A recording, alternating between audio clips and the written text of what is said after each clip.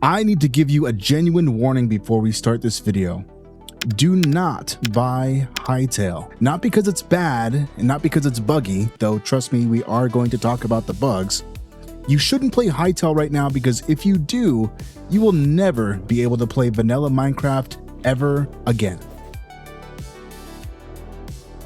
It took exactly 10 minutes for this game to overwrite 15 years of muscle memory. I went back to record this footage of my old survival multiplayer server, and for the first time in my life, the world felt empty.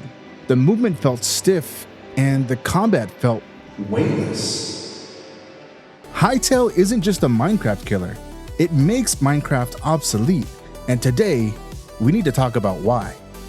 To understand why Hytale feels the way it does, we need to acknowledge the elephant in the room. This game shouldn't exist. For the last 7 years, the internet convinced us that Hytale was vaporwave. It was the Half-Life 3 of the block game genre. It was a project that started as a server, got bought by Riot Games, suffered from massive scope creep, and then went silent. But when the game launched in early access this week, something strange happened. The developers were actually honest. They admitted that the build we are playing is effectively frozen from a specific point in development. They aren't selling us a finished product, they're letting us playtest the foundation and are very clear about what we're getting into. And that context is critical because when you play Hytale, you aren't playing a polished AAA release. You are playing a proof of concept that asks a very dangerous question. What happens if you take the Minecraft formula, but you actually build the game engine to support it? Mojang has spent 15 years patching a game engine that was never meant to be this big. They are fighting against their own code. Hytale, for all of its flaws, was built from the ground up to do exactly this. And that structural difference is what makes going back to Minecraft feel so incredibly hollow. The first thing you notice, the thing that ruins other voxel games for you, is the physicality. In Minecraft, you are essentially a floating camera with a hitbox. You glide over the terrain. If there is a 1-block ledge, you have to jump. If there is a 2-block wall, you are stuck unless you build some dirt scaffolding. In Hytale, you are a physical object. You have weight. When you approach a ledge, you don't pillar up, you mantle. You grab the edge and pull yourself up. When you run down a steep hill, your character can actually slide, kicking dust up, gaining momentum. It sounds like a minor detail, but it completely changes how you view the terrain. In Minecraft, a mountain is an obstacle that you have to terraform to traverse. In Hytale, a mountain is a playground. The world isn't just a grid of blocks to be mined, it's geometry to be navigated. Even simple interactions like sitting on a chair or sleeping in a bed have dedicated animations. You don't just snap into position, you see your legs, see your hands. It makes the world feel inhabited. It makes the character feel like you, rather than just a cursor. And once you get used to that, floating around in Minecraft just feels like playing in spectator mode. If the movement makes Minecraft feel stiff, the combat makes it feel archaic. We all know the Minecraft combat loop. You sprint, you jump for a crit, and you spam left click. Maybe you use a shield if you're feeling spicy. It's functional, but it isn't engaging. Hytale treats combat as a pillar of gameplay, not just a chore. I picked up a 2-handed mace in the first hour. It wasn't just a diamond sword with more damage, it changed my entire playstyle. It has a slow windup, it has a heavy recovery time. If I miss a swing, I am wide open, but if I hit, it sends enemies flying, and it feels crunchy. And the enemies actually respect the combat system. I found a group of Scarix in the Howling Sands. They didn't just walk in a straight line toward me like zombies. When I fought the Torek Hunter, he didn't just stand there. He kept his distance and threw spears while the warriors rushed me.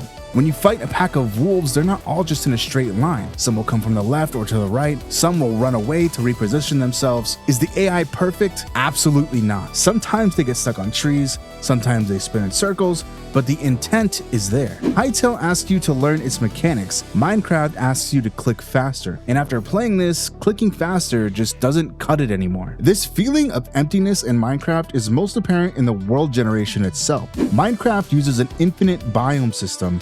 It's impressive tech, but it often leads to biome soup. It's just a random noise of forest and deserts mashed together with no rhyme or reason. Hytale uses zones, and this is the single best decision they made. Zone 1, the Emerald Grove, feels curated. The rivers actually cut through the terrain using distinct river technology. They don't just sit on top of blocks. You find pre-generated buildings, ruined towers and goblin camps, overgrown cottages that feel like they were placed there by a level designer. Then you cross the ocean into Zone 2 and the game changes genres. It's not just a desert biome, it's a canyon wasteland. The verticality here is pretty insane. Massive plateaus connected by rickety bridges, underground tombs that go down for hundreds of blocks, and the lighting, my god, the lighting. Hytale's lighting engine does so much heavy lifting for the atmosphere. Dark areas are actually dark. You need torches, you need to prepare. The colored lighting from crystals or lava creates actual mood. In Minecraft, you explore to find resources. In Hytale, you explore because you genuinely want to see what's over the next ridge. The world pulls you forward. Here is the core thesis of this video. Playing Hytale doesn't feel like playing a vanilla game. It feels like playing a Minecraft Modpack that was installed correctly and intentionally. If you are a veteran Minecraft player, think of the first mods you always install. You install a minimap, you install JEI or NEI, you install a better combat mod, you install Biomes plenty. Hytale looked at the last 10 years of modding history and said, why aren't these just in the game? You have a world map and a compass by default. You have distinct equipment slots. You have furniture. You have vertical slabs. You have roof blocks. Hytale assumes you want that depth. It assumes you want a reason to mine that goes beyond finding diamonds. It has weapon tier systems that progress from copper to iron to thorium to cobalt to mithril. There are also magical items in the game that are not yet implemented in solo play, along with dungeons and loot tables. Minecraft relies on community to finish the game design. Hytale finished the design itself. And once you play a game that has all of this baked in, going back to vanilla Minecraft feels like stepping into an empty room. However, we need to have a quick reality check, because if I just sit here and praise the game for 10 minutes, I'm lying to you.